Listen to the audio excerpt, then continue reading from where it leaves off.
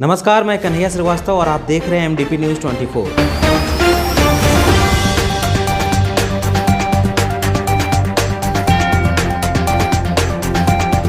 आगे बढ़ने से पहले जानते हैं आज की प्रमुख खबरें।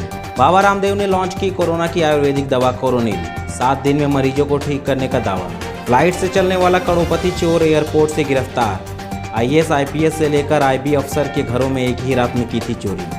कोरोना के कारण देवघर और मधुपुर में नहीं निकली भगवान जगन्नाथ की शोभा यात्रा। झारखंड सरकार के पूर्व मंत्री सुरेश पासवान ने पुनासी डैम के विस्थापितों के साथ की बैठक। धाम में रथ यात्रा के अवसर पर की गई पूजा अर्चना।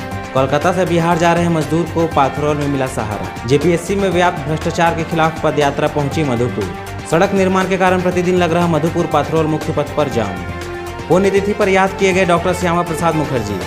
लहरजोरी पंचायत में हल्का कर्मचारियों के लिए बना आवास अब तक नहीं हुआ आवंटित। और अब खबरों को विस्तार से जानने से पहले जानेंगे हम आज के प्रमुख राष्ट्रीय और राजकीय खबर। बाबा रामदेव ने मंगलवार को कोरोना की आयुर्वेदिक दवा बनाने का दावा करते हुए कोरोनिल नाम की मेडिसिन लॉन्च की है। इस मेडिसिन के जरिए कोरोना के मरीजों को ठीक करने का दावा किया गया है। पतंजलि योगपीठ के प्रमुख बाबा रामदेव ने इस दवा को लॉन्च करते हुए क्लिनिकल ट्रायल में इसके सफल परिणामों का दावा भी किया है। इस दवा को मंगलवार से ही बाजार में उतारने का भी दावा किया जा रहा है। कहते हुए गौरव अनुभव कर रहे हैं कि कोरोना की पहली Ayurvedic clinically control trial based evidence research based medicine Patanjali research centre और नीम्स के संयुक्त प्रयास से तैयार हो गई है। इसके लिए हम आप सभी साइंटिस्टों का बहुत बहुत अभिनंदन करते हैं। आज बहुत गौरव का क्षण है। सबसे बड़ी बात यह थी 3 दिन के अंदर 69% रोगी उसमें रिकवर हो गए, अर्थात पॉजिटिव से नेगेटिव हो गए। यह इतिहास की बहुत बड़ी घटना है। ये कोरोनिल है, ये श्वासारी है, तो एक बार जोरदार अभिनंदन हो जाए। श्वासारी जो हमारी रेस्पिरेटरी सिस्टम के ऊपर सबसे पहले काम करता है, और क्योंकि सबसे पहले जो अटैक करता है कोरोना हमारे रेस्पिरेटरी सिस्टम पर, हमारे एल्वोलाइज पर अटैक करता है, उसको एक्यूपाई करके उसके अंदर के ऑक्सीजनेशन को कम कर देता है। और इसीलिए जब बहुत ज़्यादा कमी हो जाती है ऑक्सीजन की और हमारे फेफड़ों के जो एल्वोलाइज वो कम काम करना शुरू कर देते हैं, तो फिर बाहर से उसको आर्टिफिशियल ऑक्सीजन देने के लिए वेंटिलेटर पर जाना पड़ता है, और तब भी कई बार बॉडी सपोर्ट नहीं कर पाती है। तो श्वासारी देने से हमारा रेस्पिरेटरी सिस्टम इतना स्ट्रॉन्ग हो जाता है कि कोरोना के अटैक से हम अपने आप को प्रोटेक्ट कर पाते हैं। और ये साथ साथ में जो उसके कॉम्प्लिकेशंस हैं, सर्दी जुकाम बुखार, उनको एक साथ डील करती है ये श्वासारी। रेस्पिरेटरी सिस्टम को ठीक करना और साथ में जो कोरोना के कॉम्प्लिकेशंस हैं, सर्दी जुकाम कफ फीवर, उनको एक साथ डील करता है श्वासारी। रांची में 50 से अधिक चोरियां कर चुका एक शातिर चोर सोमवार को पुलिस के हत्थे चढ़ गया। पुलिस ने उसे रांची के बिरसा मुंडा एयरपोर्ट से गिरफ्तार किया। फ्लाइट से सफर करने वाले इस करोड़पति चोर को जब पुलिस ने पकड़ा तो उसने कहा कि वह मुंबई में कपड़े बेचने का काम करता है।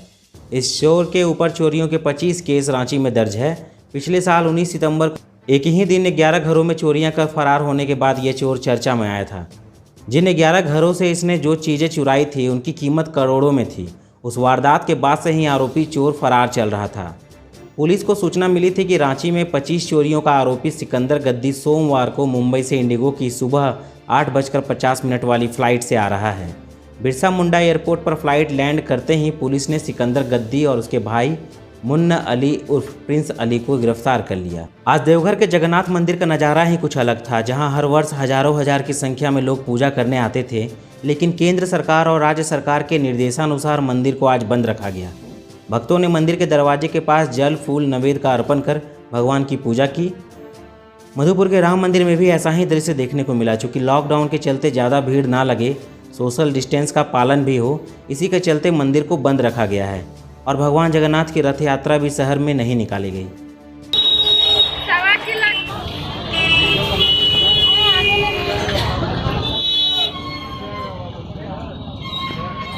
भारत में कोरोना नामक एक महामारी जो फैला हुआ है, इसके चलते लोगों का अधिक भीड़ भड़काव ज़्यादा नहीं होना चाहिए। इस कारण शोभा यात्रा को रोका गया है। झारखंड सरकार जिला प्रशासन के द्वारा ऐसा आदेश होने के कारण इसको रोका गया है शोभा यात्रा। ये शोभा यात्रा इसीलिए रुकी हुई है। प्रभाव तो अच्छा नहीं है, इसका प्रभाव तो खराब ही पड़ सकता है, लेकिन भगवान से प्रार्थना है कि इसका प्रभाव खराब ना हो, जनता को कल्याण हो, भगवान विश्व को कल्याण करे, रक्षा करे। इसके बाद तो फिर से शोभा यात्रा सामने साल से फिर निकलेगी ही, लेकिन इस साल भगवान ऐसे ही उनको मन पसंद हुआ कि इस साल हम यहीं बैठे रहें।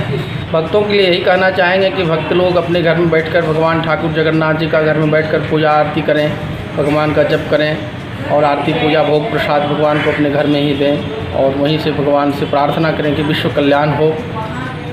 विश्व कल्याण के लिए भगवान से प्रार्थना करें। सोमवार को झारखंड सरकार के पूर्व मंत्री सुरेश पासवान ने अपने आवास पुनासी में पुनासी डैम के 89 विस्थापितों के साथ बैठक की और कहा कि बहुत जल्द झारखंड के मुख्यमंत्री हेमंत सोरेन विस्थापितों की समस्या का समाधान करेंगे। मुख्यमंत्री की तारीफ करते हुए उन्होंने कहा कि हेमंत सोरेन बहुत ऊर्जावान हैं, नौजवान हैं और उनमें काम करने की इच्छा शक्ति है। जितने भी काम लॉकडाउन के चलते बंद है वह बहुत जल्द उस काम को निपटाएंगे।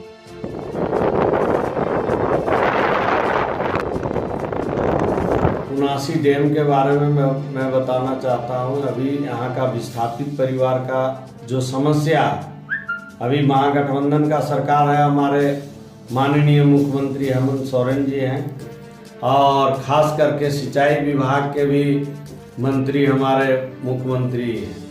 अभी जो है सिंचाई विभाग का विस्थापित परिवार का समस्या का जहाँ तक निदान है, उस संबंध में भी हम लोग मुख्यमंत्री महोदय से अभी 2 दिन और अभी लॉकडाउन के चलते जो समस्या अभी खड़ा है, अभी सारा काम काज बंद है, सारा ऑफिस बंद है, काम जो है सही ढंग से नहीं हो रहा। अभी स्टार्ट हुआ है, हल्का फुल्का अभी काम हो रहा है, लेकिन मुख्यमंत्री महोदय से बात हुई है कि यह पुनासी जलाशय योजना से जो लोगों का पानी का समस्या, जो देवघर के लिए पानी का समस्या है, किसानों को पानी का समस्या, उसका भी निदान यह लॉकडाउन खत्म होने के बाद जो है वह कार्यक्रम शुरू होगा। उसके लिए डाक जो है उसके लिए वहाँ टेंडर निकलेगा, टेंडर के बाद जो है उसका काम होगा। सारा प्रक्रिया किया हुआ है, उस प्रक्रिया को पूरा। मधुपुर अनुमंडल क्षेत्र अंतर्गत करौं प्रखंड में अवस्थित कर्णेश्वर मंदिर के संबंध में यह कहा जाता है कि उस मंदिर को राजा कर ने बनवाया था। आज सुबह से ही मंदिर में भक्तों का तांता लगा रहा। मंदिर के पुजारी ने बताया कि आज कर्णेश्वर मंदिर में विराजमान भोलेनाथ की पूजा के लिए उनकी बेटी द्वारा जब बेलपत्र तोड़ा जा रहा था तो बेलपत्र तोड़ने के दौरान पंचपत्रक बेलपत्र मिला, जो बहुत ही दुर्लभ माना जाता है। उन्होंने यह भी कहा कि आज रथ यात्रा के शुभ दिन इस पंचपत्रक बेलपत्र का मिलना क्षेत्र के लिए सुख और समृद्धि जरूर लाएगा। पंचवक्त्रं त्रिलोचनं शम्भ सदा शिवाय नमो नमः।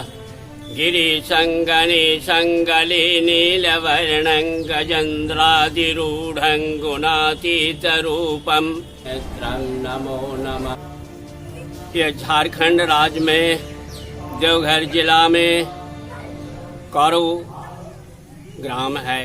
यहाँ बाबा कर्णेश्वर कर्ण राजा का स्थापित भोलेनाथ शंभु का ये शिवलिंग मंदिर स्थापित किया हुआ है। बेलपत्र आज शुभ दिन रथ यात्रा के दिन हमारे यहाँ हमारी बेटी बेलपत्र तोड़ने गया तो भोलेनाथ बाबा का कृपा से बिल्व वृक्ष में एक पंचपत्र का बिल्व पत्र मिला।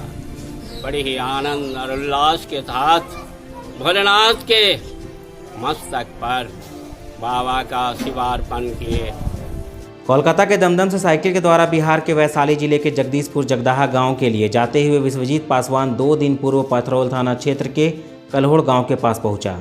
उस समय उसकी हालत काफ़ी ख़राब थी। पूछने पर पता चला कि वह दमदम में एक साइकिल दुकान में काम करता था। जब घर जाने का कोई साधन नहीं मिला तो वह साइकिल पर ही दमदम से अपने घर के लिए चल पड़ा। साइकिल दुकान में काम करता था। कहाँ पे, कौन शहर में? कलकत्ता कहाँ पे? दमदम। दमदम में। और जाना कहाँ है? जाना बिहार। बिहार में कहाँ?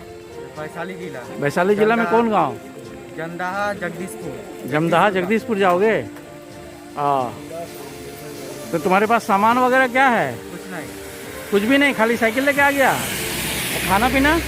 और वक्त हो गया है एक छोटे से ब्रेक का। ब्रेक के बाद खबरों का सिलसिला जारी रखेंगे उमेश मिश्रा। जटाटवी गलज्वल प्रवाह पावितस्थले, इसको हमें गाने से बड़ी प्रसन्नता होती है। जटाटवी गलज्वल प्रवाह पावितस्थले, गले वलम्ब्य लम्बितां भुजङ्गतुङ्गमालिकां, डमड्डमड्डमड्डमन्निनादवड्डमर्वयं, चकार चण्डताण्डवं तनोतु नः शिवः शिवम्। जटाकटाः सद्भ्रमं भ्रमन्निलिम्पनिर्झरी, विलोलवीचिवल्लरी विराजमानमूर्धनी, धगद्धगद्धगज्ज्वलल्ललाटुपट्टुपावके, किशोरचन्द्रशेखरे रतिः प्रतिक्षणं मम। नमस्कार, मैं हूं उमेश मिश्रा और ब्रेक के बाद आपका फिर से स्वागत है। बढ़ते हैं आगे की खबरों की ओर।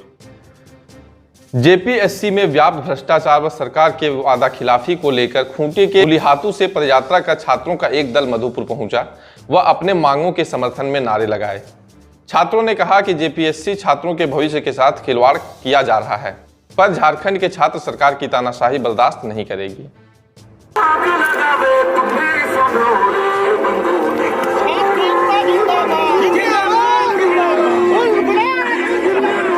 मधुपुर पाथोल मुख्य मार्ग पर प्रतिदिन जाम लगना एक आम बात हो गई है। आज लालगढ़ के निकट चल रहे सड़क निर्माण कार्य के कारण आवागमन पूरी तरह बाधित हो गया। जाम लगने का प्रमुख कारण यह है कि लालगढ़ में सड़क के दोनों तरफ एक साथ नाली निर्माण का कार्य चल रहा है। इसी कारण प्रतिदिन वहां जाम लगता है, जिससे आने जाने वालों को इस उमस भरी गर्मी में काफी परेशानियों का सामना करना पड़ता है। जाम को हटाने में प्रशासन को काफी मशक्कत करनी पड़ती है।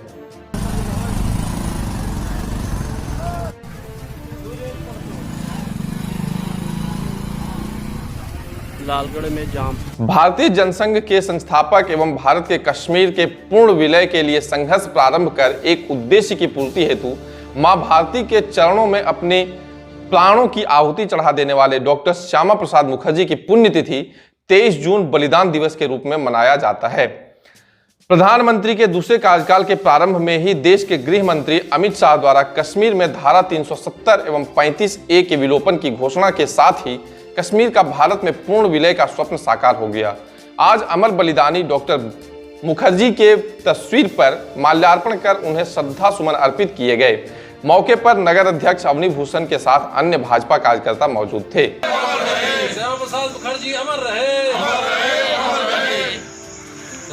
उन्होंने नारा दिया था कि एक देश में 2 संविधान 2 प्रधान नहीं चलेगा, और बहुत खुशी की बात है कि आदरणीय नरेंद्र मोदी जी ने उस समय जो नारा दिया था कि एक देश में 2 संविधान 2 प्रधान नहीं चलेगा, धारा 370 को मोदी जी ने समाप्त कर दिया। अब पूरा भारतवर्ष एक है। मार्गोमुंडा प्रखंड अंतर्गत लहरजोरी पंचायत में मधुपुर लहरजोरी मुख्य मार्ग पर तहसील कचहरी सह हल्का कर्मचारी आवास का निर्माण 2 वर्ष पूर्व में हुआ था, जिसे आज तक कर्मचारियों को आवंटित नहीं किया गया है, जिससे स्थानीय ग्रामीणों ने विभाग से कर्मचारियों को आवास आवंटित करने की मांग की है, ताकि जमीन से संबंधित जानकारी लेने में सुविधा हो सके। फिलहाल गांव के ही एक व्यक्ति द्वारा भवन का देखरेख किया जा रहा है। देखरेख करने के लिए आता है कभी-कभी, ठीक है। बराबर यहाँ रहने के लिए कोई नहीं रहता है। बराबर तो हम रहते हैं, दूसरा कोई नहीं रहता है। आता है सरकारी कर्मचारी करने के लिए आता है। लगभग 2 वर्ष पूर्व ये भवन बना हुआ है, लेकिन आज तक कोई यहाँ सरकारी कर्मचारी रहता नहीं, कभी मैंने नहीं देखा है यहाँ। और आज के लिए बस इतना ही। कल मिलते हैं फिर कुछ नई खबरों के साथ। तब तक के लिए दीजिए हमें इजाजत। नमस्कार।